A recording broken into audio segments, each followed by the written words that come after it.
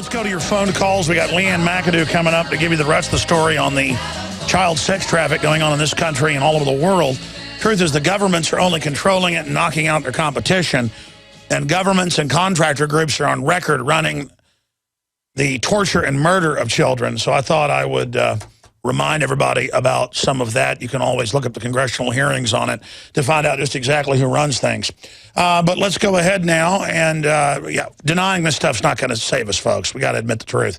Let's go to your phone calls. Ernest in Washington, you're on the air. Welcome. Hello, Alex. Hey, buddy.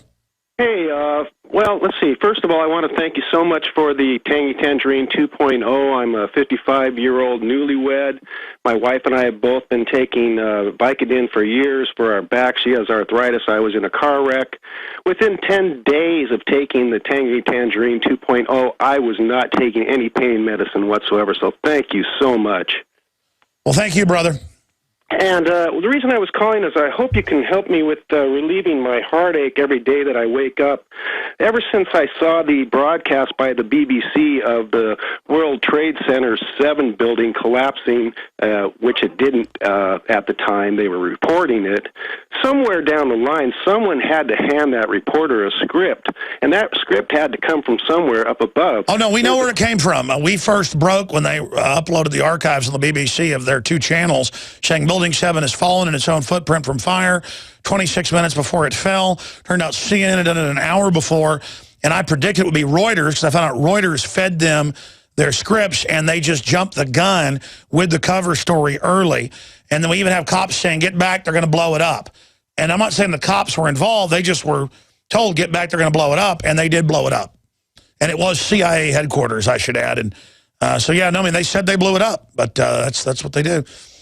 Mm-hmm. Down the chain there had to have knowledge, and that is conspiracy. I'm not a policeman or anything, but it's a clear case of conspiracy, and there should be an easy trail to follow to where that information came from. Why hasn't that been done? I tried to get a hold of Greg Palast, and I thought maybe you could talk to Mike Zillow about it. Well, listen, you know, I've made 3 films that Building 7's in, and I have talked about it, and we've got YouTube videos with millions of views, people looking at it, and it's the 3rd building that fell that day, and I was driving to get a pizza at like 4:25 Central, 5:25 Eastern when it supposedly fell, and I heard CBS Radio, back when they still had CBS Radio, I guess I think they still have it, but it was on local station, say that the decision's been made for the controlled demolition.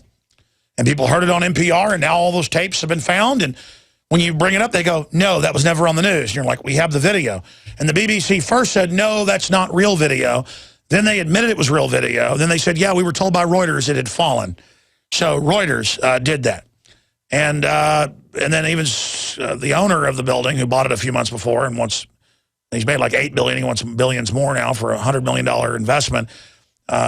He has, Larry Silverstein has come out and, you know, said, well, you know, we gave the order to pull it and then watch the building come down. And then we have the same PBS documentary where they're blowing up the wreckage of the other building saying, getting ready to pull Building 6. And then they blow it up. So, yeah, I mean, they blew it up in front of everybody. Kind of like the globalist, you know, stage all this other stuff. And that's just the way it is. What do you think about that? Well, like I say, I think there should be a way to follow the trail to find out where that information came from. Reuters, who in Reuters did it? You know, there's got to be certain individuals that are responsible for this.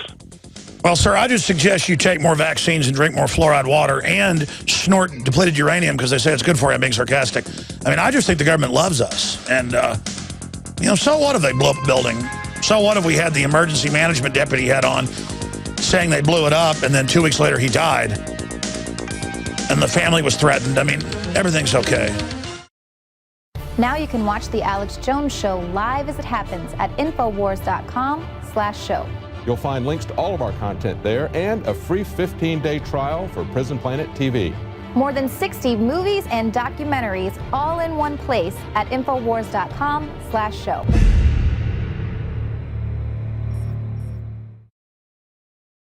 All right, we're going to get into a report on the FBI sweeping child prostitution rings up around the country, but putting the kids right back with the foster homes that we've seen over and over again are the ones pimping the kids out. And then you can pull up where there's thousands of missing kids per state CPS has had. I mean, it's just unbelievable. because that's the type of people that want to be in control of the kids. I mean, that's just a fact. And unfortunately, the NSA grid isn't going to protect those children. These are kids that the government couldn't get aborted and couldn't sell their body parts for $10,000 a piece, as we covered yesterday. And they're just upset, so they want to kill their soul as fast as possible. Let's talk to Frank in North Carolina. Frank, you're on the air. Welcome. Yeah, thanks, Alex. Good tool out there and out of the Hollywood file for waking up, I think, young veterans in particular. And I think you referenced the movie yesterday. I don't know if I've ever heard you reference it before, but I think you actually said that the name of the movie was The Shooter, but it's Shooter from 2007. Yeah, Mark Wahlberg. We put it on screen. We put the IMDb up. Okay. Yeah, I didn't know if you'd critique that movie. I know you like to critique, movies that put out a lot of truth in a fictional setting. No, I need to do that. That's a good idea. I tend to review films that are coming out or have just come out just because there's more interest in it, and then we can reach more people. But, yeah, the film is absolutely anti-New World Order, shows a false flag, talks about the government killing Kennedy, talks about how the corporate combines work. It's a really first-rate film. First rate all the way, and it gets out a lot of truth. Can I give a quick shout-out to our local mainstream radio guy here? He's a big fan of yours. Sure. He's been plugging your show for years. Sure, great. Keith Larson in Charlotte, North Carolina at a 50,000-watt station, WBT, 1110 a.m. He's a big fan. He's been plugging Infowars.com for years, and he's a big fan of yours. So, well, thank you. I'm a fan of all the folks out there fighting for freedom because we're in big trouble. All right, thanks. Thank you, Frank. Good to hear from you, brother. Bo in Virginia, you're on the air. Go ahead, Bo. Yes, Alex, it's good to talk to you. I've finally been awake since about April of this year, and I had a question about the Anonymous, and if that is a CIA psyop or if it's real or what you can tell me about it. Specifically, quantify that. What's your question? I'm sorry. About the Anonymous. You've seen them on YouTube. Sure. Look, Anonymous could be anybody. I could go do a video and say it was Anonymous. And then it's a perfect cutout for government to do bad things and then say it's Anonymous. But Anonymous just means lone wolf.